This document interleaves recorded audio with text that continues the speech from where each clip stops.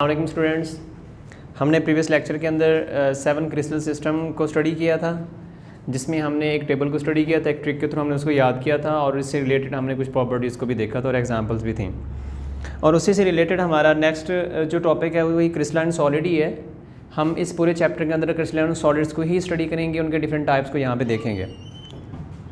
अब इसमें जो है क्रिस्टलाइन सॉलिड्स में इनकी क्लासिफिकेशन की गई है कि classification of crystalline solids, crystalline solids को क्लासीफाई किया जाता है on the basis of 7 crystal system, कि हम जो उसके जो क्रिस्टलाइन सॉलिड्स हैं जब उनको क्लासीफाई किया गया तो उनको कितनी क्लासेस में डिवाइड किया गया, 7 क्लासेस में। ठीक है, जिनको आपने याद किया था क्यूबिक की फॉर्म में, टेट्रागोनल हैं, मोनोक्लिनिक है, ट्राइक्लिनिक है, हेक्सागोनल एंड सो ऑन, जितने भी थे।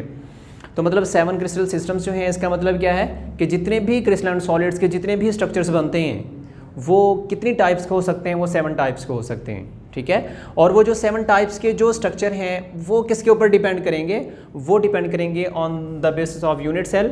जो 7 क्रिस्टल सिस्टम है, 7 क्रिस्टल जो बनते हैं क्रिस्टलाइन सॉलिड्स की, जो 7 टाइप्स बनती हैं वो किसकी वजह से चेंज हो रही हैं, किसकी वजह से इतनी टाइप्स बन रही हैं, depends on the unit cell. तो ये डिपेंड करती हैं यूनिट सेल के ऊपर। ठीक है ना, जिस तरह आपने स्ट्रक्चर के अंदर 7 क्रिस्टल सिस्टम के अंदर जो स्ट्रक्चर ड्रॉ किए थे, उन स्ट्रक्चर्स में आपने क्या देखा था कि क्यूबिक की जो शेप होती है, अगर एक क्यूबिक जो यूनिट सेल है, अगर इस तरह के यूनिट सेल मिलेंगे तो आपके पास एक नया स्ट्रक्चर बनेगा, उसकी शेप कुछ और होगी, उसकी प्रॉपर्टीज़ कुछ और होंगी। ठीक है ना, अगर इस हिसाब से अगर आप देखते हैं टेट्रागोनल अगर यूनिट सेल आपस में अटैच हो रहे हैं तो टेट्रागोनल से जो स्ट्रक्चर बनेगा उसकी प्रॉपर्टीज़ उसी जो यूनिट सेल होगा, जो यूनिट सेल की प्रॉपर्टीज़ होंगी, जितना भी आप एक बल्क ऑफ मटेरियल ले लें, जितना उसको स्टडी करेंगे जिस हिसाब से, जितना वो एक क्रिस्टल की प्रॉपर्टीज़ होंगी जिस हिसाब से, वही प्रॉपर्टीज़ एक यूनिट सेल अपनी प्रॉपर्टीज़ को शो करेगा। ठीक है ना, अब जो ये 7 क्रिस्टल्स हैं, 7 क्रिस्टल में ये डिपेंड किसके ऊपर कर रही हैं, बेसिक जो इसका पॉइंट है वो क्या होगा, यूनिट सेल होगा। तो हर एक क्रिस्टल का एक सेपरेट यूनिट सेल होता है। तो इस हिसाब से कॉन्स्टिट्यूएंट पार्टिकल्स, इसको हमने इस हिसाब से देखा था, जैसे CP का वर्ड यूज़ किया ना, तो ये CP का मतलब क्या है, इसको हमने एक शॉर्ट फॉर्म में प्रीवियस लेक्चर्स के अंदर मैंने बताया था। इसको हम शॉर्ट फॉर्म में इस तरह से स्टडी करते हैं, C से कॉन्स्टिट्यूएंट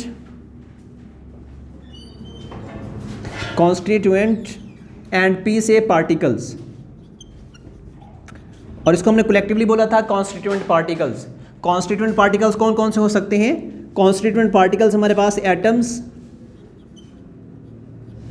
या फिर इनको आयंस, या फिर मॉलिक्यूल्स, इनको हम कलेक्टिवली बोलते हैं कॉन्स्टिट्यूएंट पार्टिकल्स। अब ये जो कॉन्स्टिट्यूएंट पार्टिकल्स होते हैं ये एक दूसरे के साथ अटैच होते हैं, और ये किसकी वजह से अटैच होते हैं, ये कोहेसिव फोर्सेस होती हैं। ये 2 तरह की फोर्सेस को हमने स्टडी किया था कि कुछ ऐसी फोर्सेस हैं जो डिफरेंट सब्सटेंसेस के दरमियान में होती हैं, जैसे पेंट का दीवार के साथ अटैच होना, पेंट एक अलग सब्सटेंस है, दीवार एक अलग सब्सटेंस है, तो पेंट का दीवार के साथ अटैच होना, ये 2 डिफरेंट सब्सटेंस हैं, इनके दरमियान जो अट्रैक्शन होगी वो कौन सी होती है, वो एडहेसिव फोर्सेस होती हैं। ठीक है ना, अगर 2 सिमिलर सब्सटेंसेस के दरमियान में अट्रैक्शन क्रिएट हो जाए, वो अट्रैक्शन क्या कहलाती है, कोहेसिव अट्रैक्शन कहलाती है, वो फोर्सेस कोहेसिव फोर्सेस कहलाती हैं। अब यहाँ पे कॉन्स्टिट्यूएंट पार्टिकल्स जो एटम्स आपस में अटैच हो रहे हैं, फॉर एग्जांपल अगर यहाँ पे हम देखें कि एक हाइड्रोजन एटम दूसरे हाइड्रोजन एटम से मिलके यहाँ पे एक बॉन्ड बना रहा है, तो ये जो एक एटम का दूसरे एटम से रिलेट होना, देखें अटैच होना, ये दोनों क्या हैं, सिमिलर प्रॉपर्टीज शो कर रहे हैं। तो सिमिलर जो सब्सटेंसेस होते हैं वो, अब कॉन्स्टिट्यूएंट पार्टिकल्स ये जितने भी हैं, held together by cohesive forces, ये किसकी वजह से आपस में अटैच होंगे, कोहेसिव फोर्सेस, क्योंकि ये सिमिलर सब्सटेंसेस हैं। ठीक है ना, अब कोहेसिव फोर्सेस की किस तरह को हम इन केमिस्ट्री के अंदर कोहेसिव फोर्सेस को किस तरह से एक्सप्लेन करेंगे। कोहेसिव फोर्सेस या तो वो आपको इंटरमोलेकुलर फोर्सेस की टाइप में मिलेंगी, ठीक है, या तो वो कोहेसिव फोर्सेस आपको बॉन्ड्स की फॉर्म में नजर आएंगी। किस तरह से, जैसा कि हाइड्रोजन से अटैच हो रहा है ना, तो इसके दरमियान एक बॉन्ड बन रहा है, तो ये जो बॉन्ड है ये एक जनरली तौर पर कौन सी फोर्स होगी, कोहेसिव फोर्स है।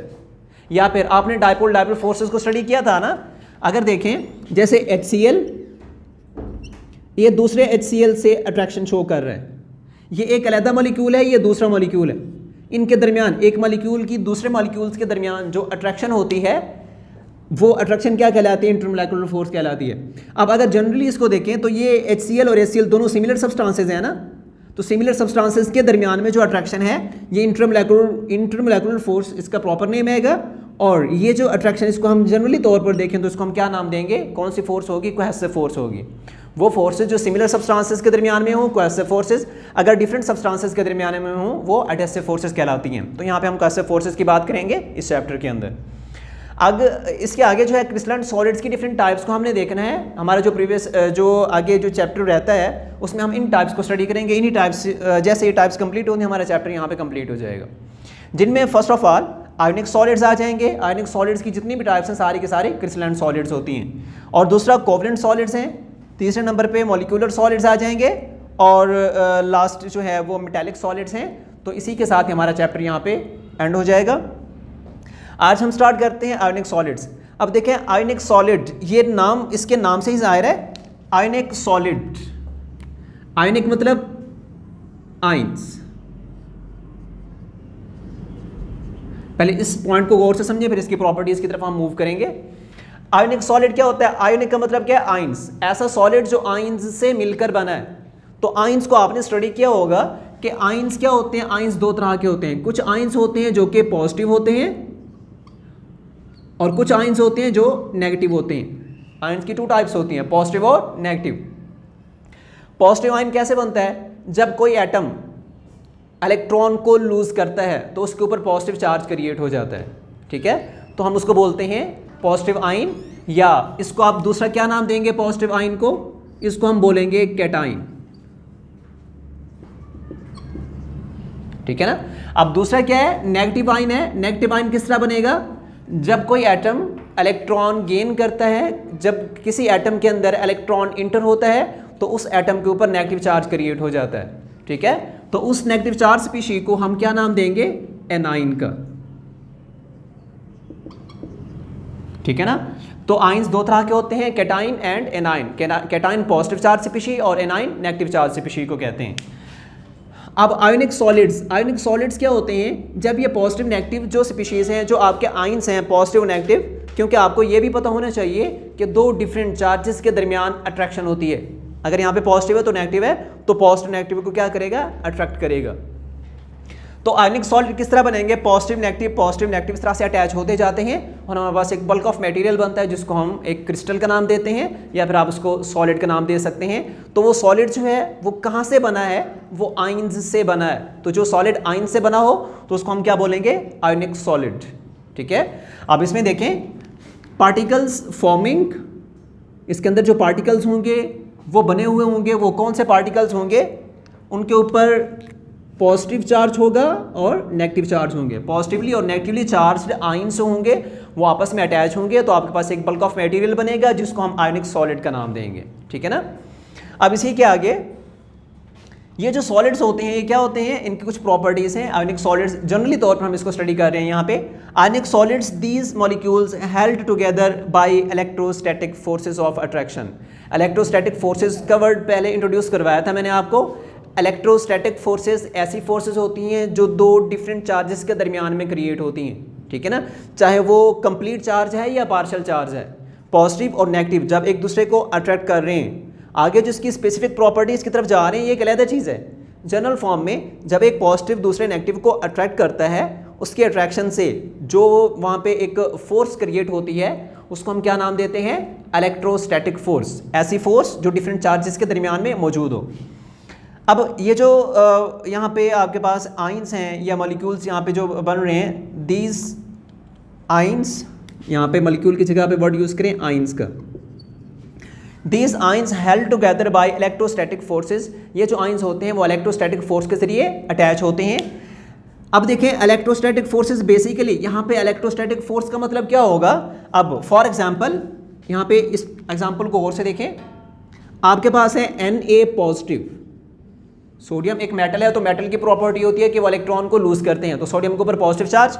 और साथ इसके क्लोरीन है, क्लोरीन एक नॉन मेटल है, तो नॉन मेटल की प्रॉपर्टी होती है कि नॉन मेटल इलेक्ट्रॉन को गेन करती हैं। तो जो इलेक्ट्रॉन को गेन करे नेगेटिव चार्ज, जो इलेक्ट्रॉन लूज करें वो पॉजिटिव चार्ज।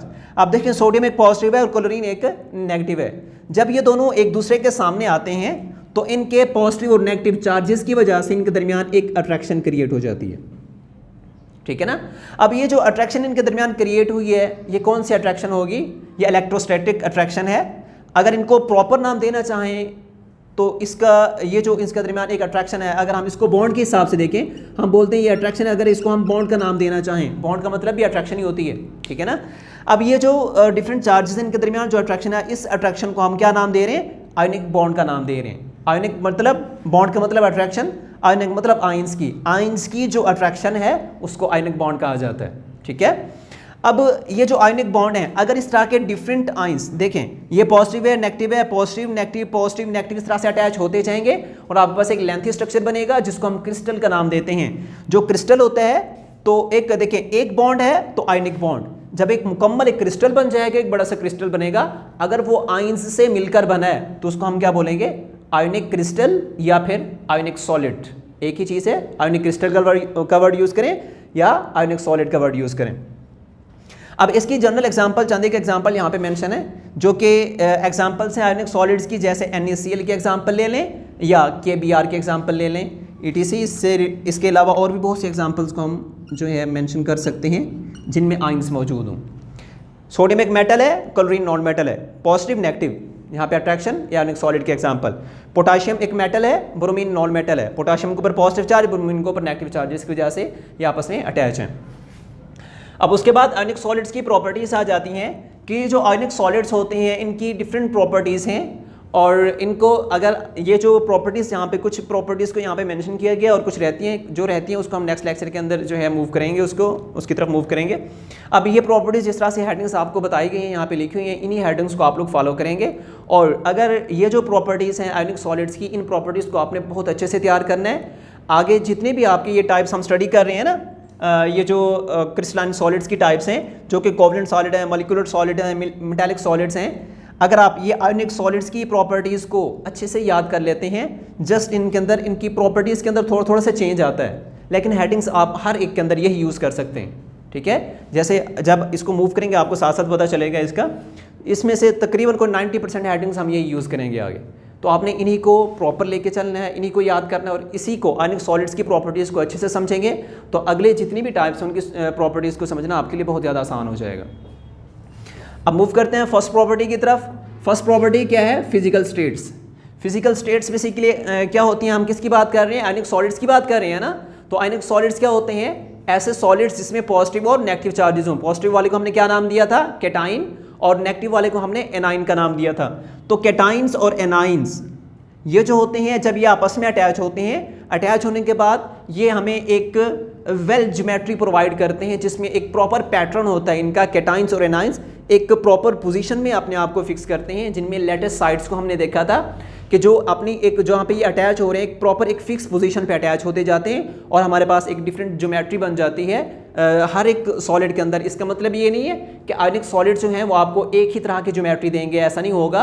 आयनिक सॉलिड जितने भी हैं हर एक जो उसके अंदर कैटाइन या एनाइन होंगे उनकी अटैचमेंट से ज्योमेट्री बनेगी। जैसे NaCl की एग्जांपल ले लें, NaCl की जो ज्योमेट्री बनती है वो कौन सी होती है? क्यूबिक स्ट्रक्चर शो करता है NaCl।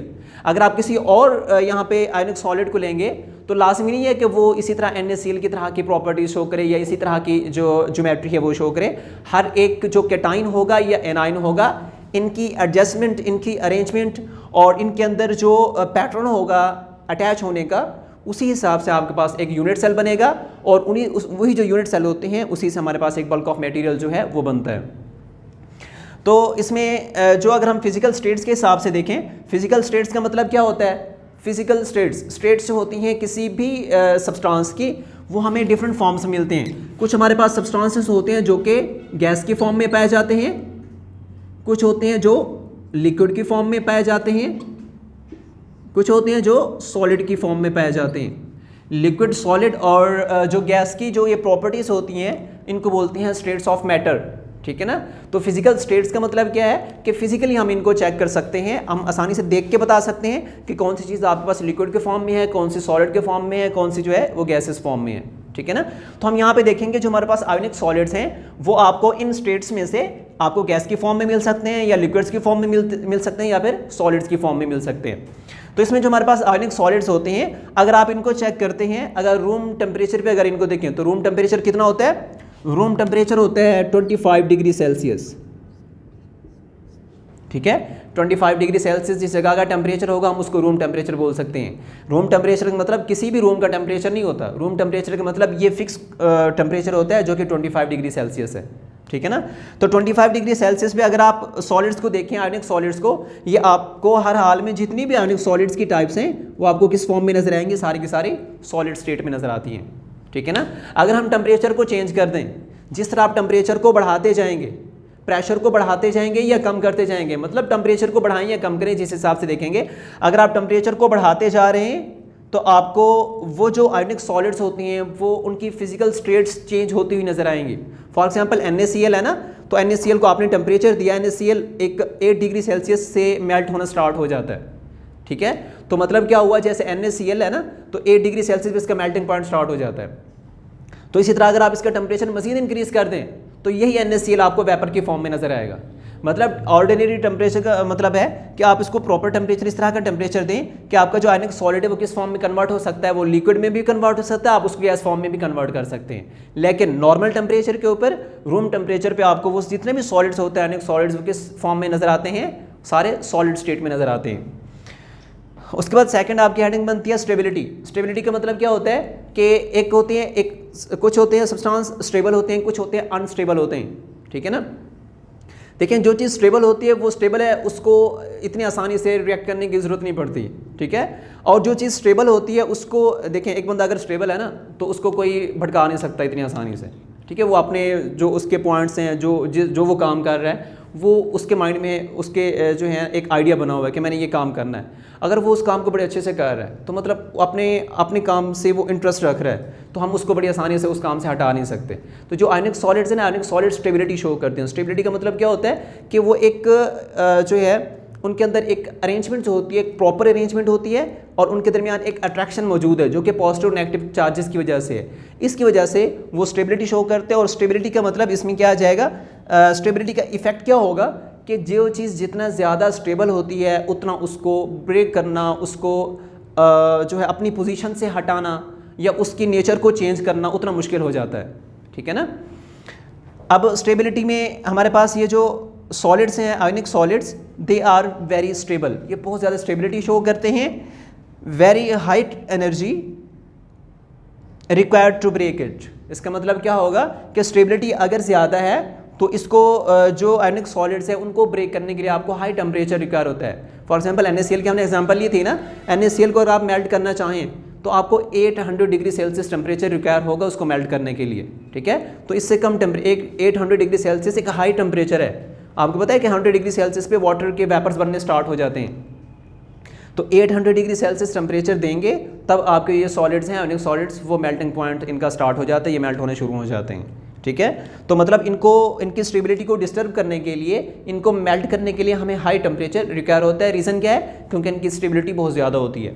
नेक्स्ट हेडिंग आ जाती है हार्डनेस की। हार्डनेस का मतलब क्या होता है, ये बहुत ज़्यादा सॉलिड सख्त होते हैं। इनकी शेप को अगर हम इनकी जो डेस्टर होते हैं इसको अगर चेक करें तो इनके अंदर बहुत ज़्यादा सख्ती पाई जाती है। रीज़न क्या होता है, हार्डनेस किस वजह से होती है, क्योंकि इनके अंदर क्या होते हैं, पॉजिटिव और नेगेटिव चार्जेस होते हैं।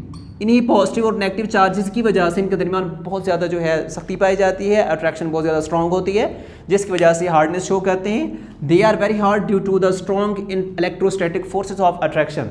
Electrostatic forces of attraction, electrostatic forces का आपको पता चल चुका है कि ऐसी अट्रैक्शन जो पॉजिटिव और नेगेटिव के दरमियान में हो। तो इनके अंदर पॉजिटिव और नेगेटिव चार्जेस होते हैं, जिसकी वजह से इनकी जो हार्डनेस होती है वो बहुत ज़्यादा होती है और फोर्सेज इनके अंदर बहुत ज़्यादा स्ट्रॉन्ग होती हैं।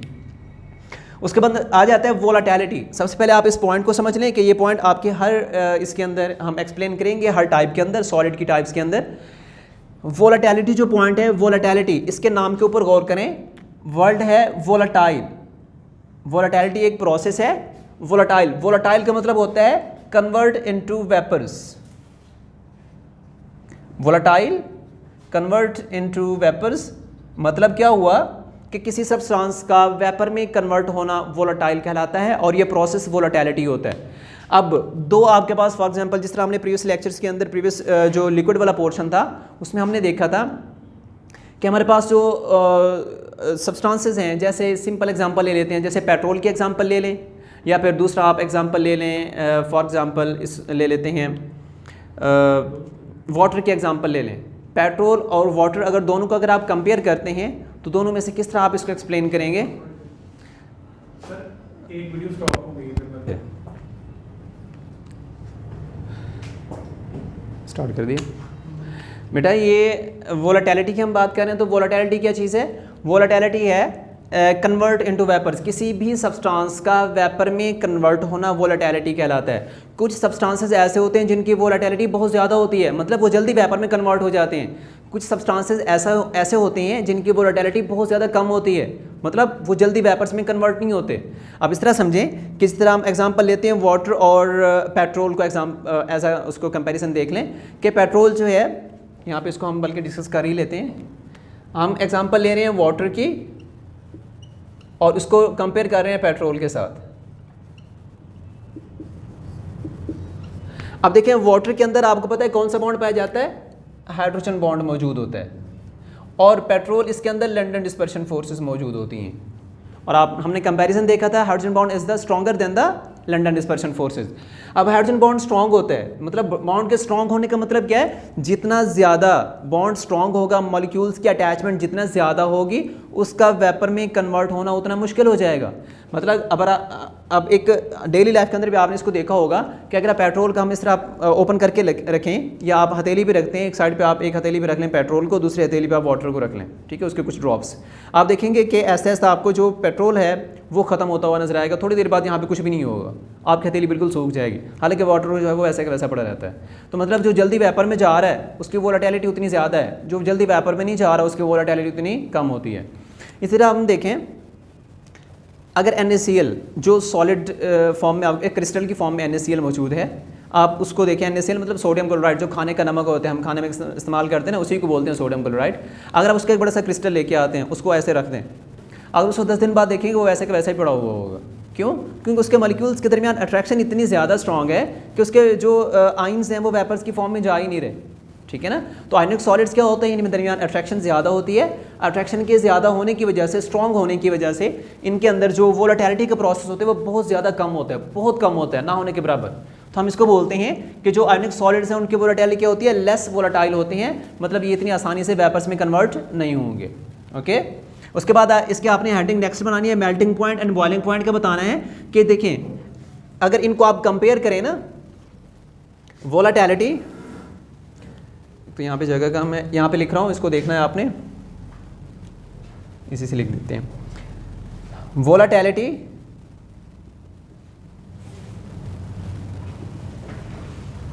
इज इनवर्सली प्रोपोर्शनल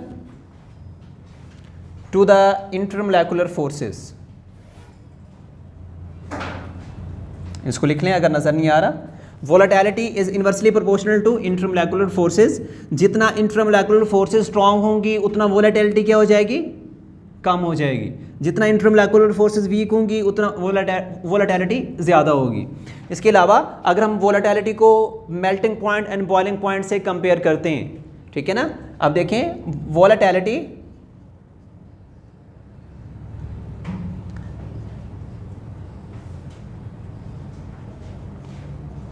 वोलेटिलिटी का मतलब अगर उनमें वोलेटिलिटी जिसकी ज़्यादा होगी मतलब वो जल्दी वेपर में जा रहा है, उसका मेल्टिंग पॉइंट और बॉइलिंग पॉइंट भी क्या होगा? उतना कम होता जाएगा। मतलब आपको कम टेम्परेचर देना पड़ेगा उसको वेपर्स की फॉर्म में कन्वर्ट करने के लिए।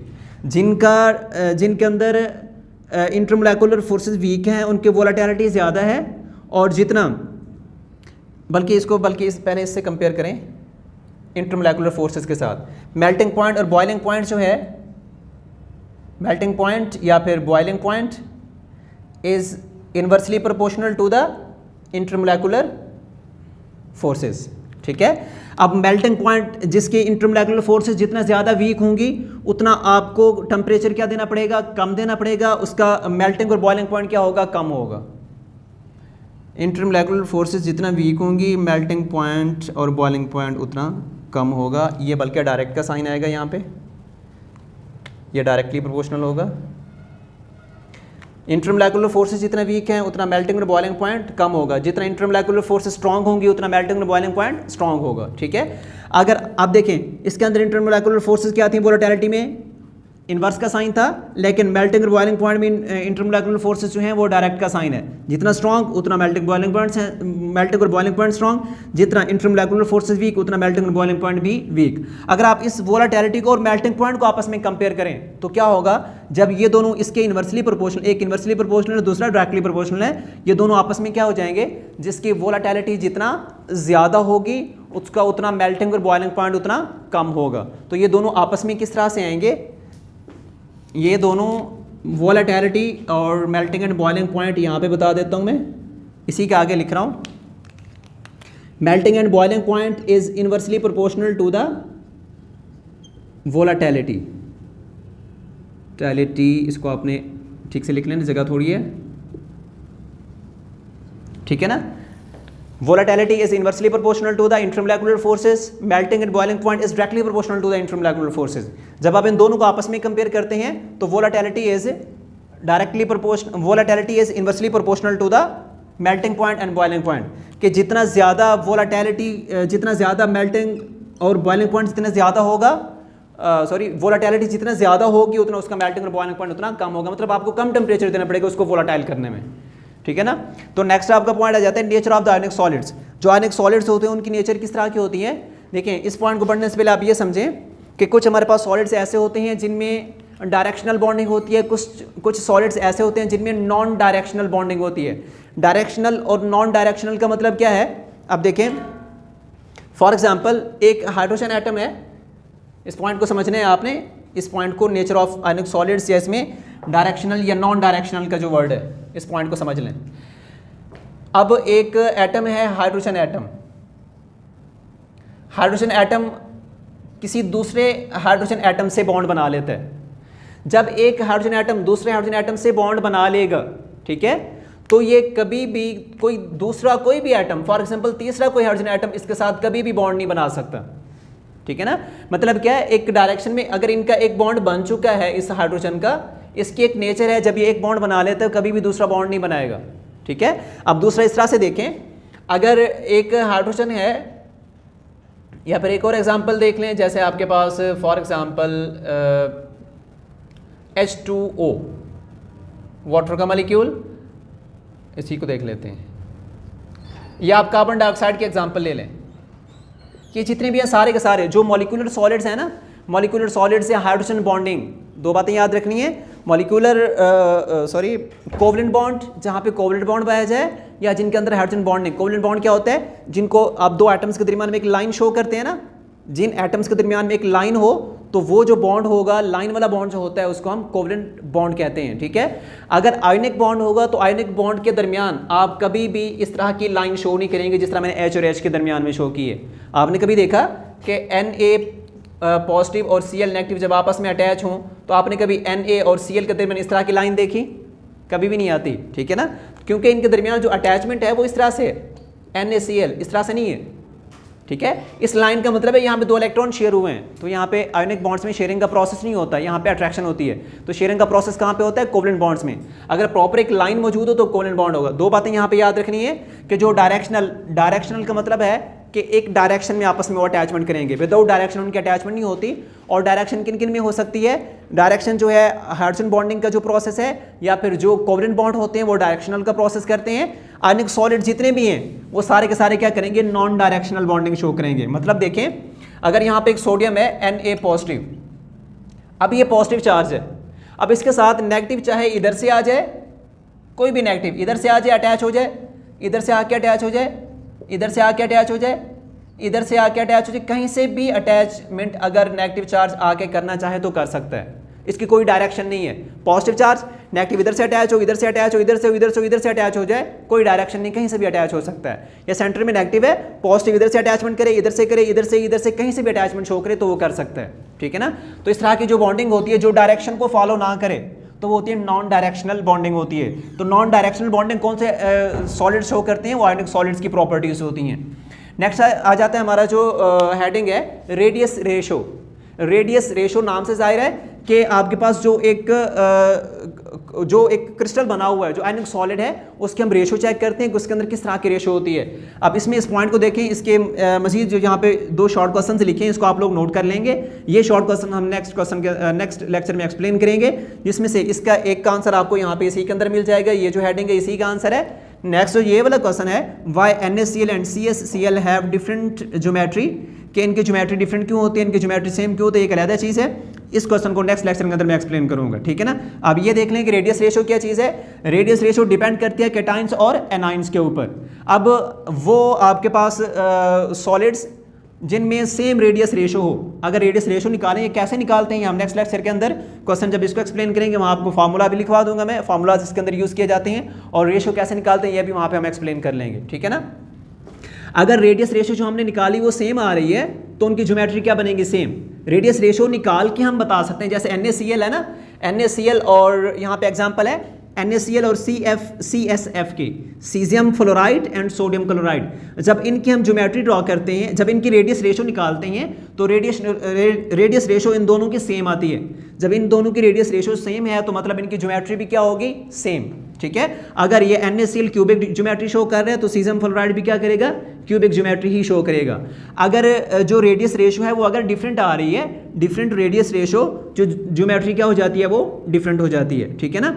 अब NaCl और CsF क्या करते हैं, सेम रेडियस रेशो होती है इनकी, और इस वजह से इनकी ज्योमेट्री भी क्या बनती है, सेम बनती है। ये क्वेश्चन इसी तरह से है, why NaCl and CsF have same geometry, के sodium chloride and caesium fluoride इनकी ज्योमेट्री क्या होती है, सेम, क्योंकि इनकी रेडियस रेशो सेम है और इनकी ज्योमेट्री भी क्या होती है, सेम होती है। अब ये जो क्वेश्चन है, why NaCl and CsL have different geometry, के जो सोडियम क्लोराइड है और दूसरा सीजियम क्लोराइड, अगर आप इन दोनों को कंपेयर करें तो इन दोनों की ज्योमेट्री क्या होती है, डिफरेंट। क्यों, क्योंकि इनके अंदर रेडियस रेशो क्या होगी, डिफरेंट होती है। रेडियस रेशो फाइंड कैसे करते हैं, ये वैसे हमारे टॉपिक का हिस्सा नहीं है, लेकिन फिर भी हम एक क्वेश्चन इससे रिलेटेड एक्सप्लेन करेंगे ताकि आपको आइडिया हो जाए कि रेडियस रेशो निकालते कैसे हैं। बाकी इसकी जो प्रॉपर्टीज़ रहती हैं वो प्रॉपर्टीज़, और ये क्वेश्चन आपका, और बाकी जो प्रॉपर्टीज़ इंशाल्लाह हम वो नेक्स्ट लेक्चर के अंदर एक्सप्लेन करेंगे। आपने इन हेडिंग्स को बहुत अच्छे से तैयार करना है, और इससे रिलेटेड अगर कोई क्वेश्चन है तो आप लोग मुझे बता